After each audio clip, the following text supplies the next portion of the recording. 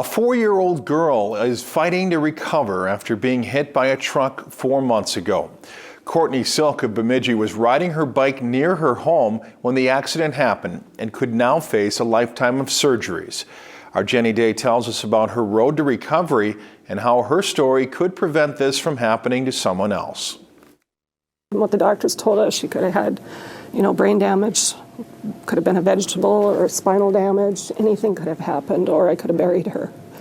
So I've still got her. We'll get through it somehow. It was that little girl, Courtney Silk, who was just 3 years old when she was out riding her bike around 7 in the evening when law enforcement officers received the nightmarish call. She was lying in the ditch in severe pain.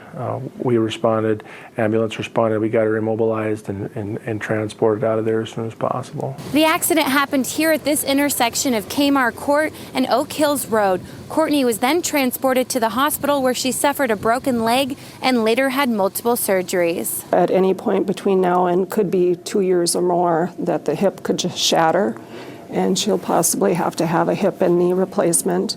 The growth plate in the hip was smashed. The growth plate above the knee was smashed, and that's where 80% of your growth comes from, is on that growth plate. And because of the significant damage to her growth plate, it may be a lifetime of surgeries. The goal is to try not to have a 3-year-old sized leg for an adult. In hopes that Courtney will ride again, many of the Beltrami County law enforcement officers who responded to the scene that day had a party tonight, with one present being a new bike.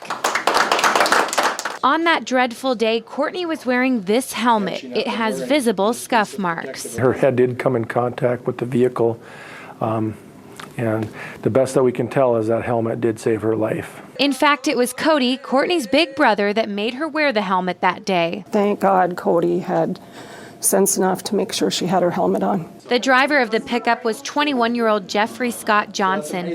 He said he was blinded by the setting sun at the time of the accident and didn't see Courtney in the road. It was completely accidental. It was nothing that was in his control.